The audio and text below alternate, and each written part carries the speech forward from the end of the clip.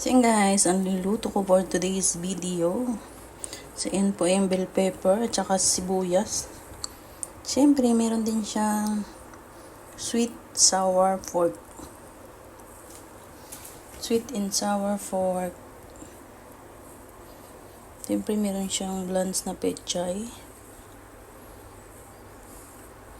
Blanch pechay, bok choy.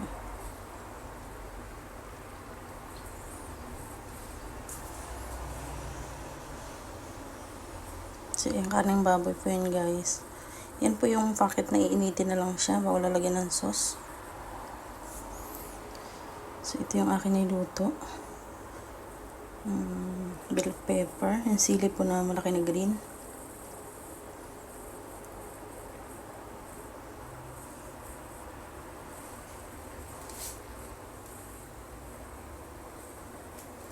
So, thank you po sa lahat ng mga nagsusupport sa aking live video, mga reels. Thank you po.